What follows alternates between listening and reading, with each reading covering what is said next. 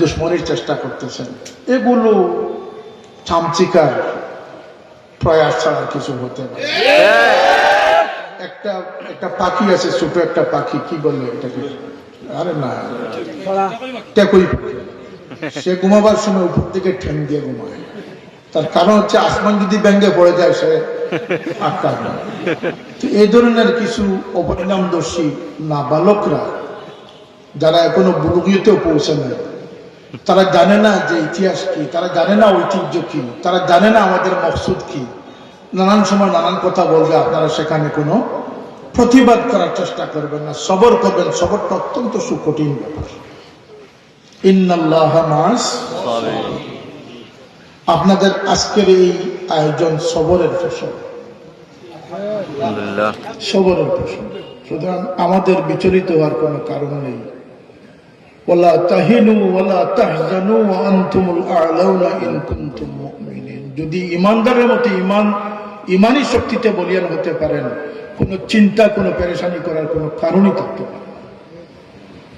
সুতরাং তালামিয়া ইসলামিয়ার এই জকিগঞ্জ উপজেলার আজকের যারা কর্মী নেতৃবৃন্দ আছেন, যারা কর্মীবৃন্দ উপস্থিত হয়েছেন, যারা অভিভাবকত্ব করেছেন, পৃষ্ঠপোষকতা করেছেন, সকলকে আমি আন্তরিক মোবারকবাদ জানাই।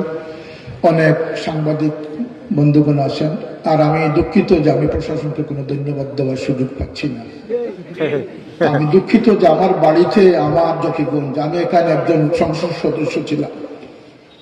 আমি জনবিচ্ছিন্ন সংসদ সদস্য নয়, আমি জনবান্ধব সংসদ সদস্য ছিলাম, আছি ইনশাআল্লাহ। আমাকে ফুৎকার দিয়ে আর আমাকে দমসে বগুড়া উড়ানোর কোনো,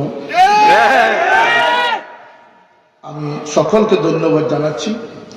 আমি মনে করি যে সকলের পক্ষে এই সংগঠনকে পৃষ্ঠপোষকতা যত বেশি করবেন, এদেশের গড়গুলো নিরাপদ থাকবে, মা বাবার মান ইজ্জত নিরাপদ থাকবে, মুরব্বীদের ইজ্জত নিরাপদ, কোরআনে পাকের চর্চা থাকবে, উসওয়ায়ে রাসূলের চর্চা থাকবে। তালামিয়া ইসলামের মাধ্যমে আমি দৃঢ় বিশ্বাস করতে পারি। কারণ কিয়ামত অতি নিকটবর্তী, দাজ্জালের আবির্ভাব নিকটবর্তী। এটা সার্কামস্ট্যান্স বলতেছে, আল্লাহর নবীর ভবিষ্যৎবাণীর আলোকে বলা যায়। কিন্তু মনে রাখবেন, প্রতিটি কিয়ামত সৃষ্টি হবে গড় থেকে, প্রতিটি গড়ের সন্তানদের নাফরমানি থেকে কিয়ামত সূচনা হবে। ওয়াইন তালিদাল আমাতু রাব্বাতাহা উকুকুল ওয়ালিদাইন আক্কা উম্মাহু। মাকে যখন পুচ্ছি করে ফেলবে, মাকে যখন দুঃখের পর দুঃখ দিয়ে অন্তরকে জাজরা করে দিবে, মনে রাখবেন এই গোটা কিয়ামত শুরু হয়ে গেছে। সুতরাং আমাদের সতর্ক হওয়ার প্রয়োজন আছে না নাই? আমি সর্বপেশার ব্যবসায়ী, শিক্ষক, মুরব্বিয়ান, জনপ্রতিনিধি যারা আছেন সর্বস্তরের সকলের নিকট বিনীত অনুরোধ করতেছি যে আসুন আমরা আদর্শের মাধ্যমে আমরা যে অতই গহ্বরে চলে যাচ্ছি, সেখান থেকে আমরা এবং আমাদের আগামী ভবিষ্যৎকে আমরা যেন উদ্ধারের চেষ্টা করতে পারি। আমার কথাগুলোর সাথে কি সবাই একমত আছে না? আপনারা কি বিশ্বাস করেন মুমিন মুসলমানকে দ্বিমত করার কোনো কারণ আছে? কারণ আমার বিরুদ্ধে তো প্রচারণা করবেন, আমি তো আপনাদের সকলের কাজ করতেছি। কথা বলেন, যেটি আজকে কেউ বলতেছে না, আমি সেটি বলতেছি, এবং এই বলা থামবে না ইনশাল্লাহ। আমার বলা একার বলা না, আমার বয়স হচ্ছে কোটি মানুষের। আমরা বেঁচে থাকতে, শাহজালালের উত্তরসূরিরা বেঁচে থাকতে, ফুলতলি সাহেবের উত্তরসূরিরা বেঁচে থাকতে আমরা কোনো অন্যায়ের সাথে আপোষ করতে পারি না। মসজিদের মিম্বর গুলাকে কলঙ্কিত করা হচ্ছে, মেহরাবকে কলঙ্কিত করা হচ্ছে, হুজরাকে কলঙ্কিত করা হচ্ছে, সিঁড়িঘরকে কলঙ্কিত করা হচ্ছে। আমি আর বিস্তারিততে যাচ্ছি না। বয়সকে অপমানিত করা হচ্ছে। কথা বলেন, বয়সকে অপমানিত করা হচ্ছে, পাগড়িকে অপমানিত করা হচ্ছে।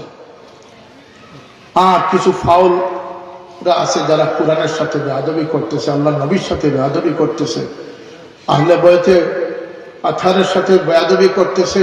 ইমাম হুসাইন রাদিয়াল্লাহু আনহুকে তারা এজিদের সামনে মোকাবিলায় তারা হুসাইনকে তারা দোষী সাব্যস্ত করার চেষ্টা করতেছে। এই মুহররম আসতেছে, মুহররম আসলে, মিলাদুন নবী আসলে অনেকের গাত্র জ্বালা শুরু হয়ে যায়। কেন ভাই, তুমি মুনাফিক না মুমিন? যদি তুমি মুমিন হয়ে থাকো তাহলে জেনে রেখো, মুমিনদের গভীরের ইমানের মূল মকসুদ হচ্ছে ইশকে মুহাম্মদী সাল্লাল্লাহু আলাইহি ওয়াসাল্লাম।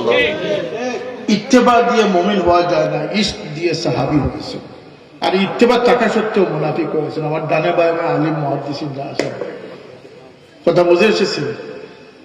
যারা মুনাফিক হয়েছে তাদের আমলে কোনো কমই ছিল না। সুতরাং আমল দিয়ে ইসলাম নয়, ইসলাম হচ্ছে আমল দিয়ে, আর ঈমান হচ্ছে অন্তরের দৃঢ়তা দিয়ে, ইশক ও মহব্বত দিয়ে।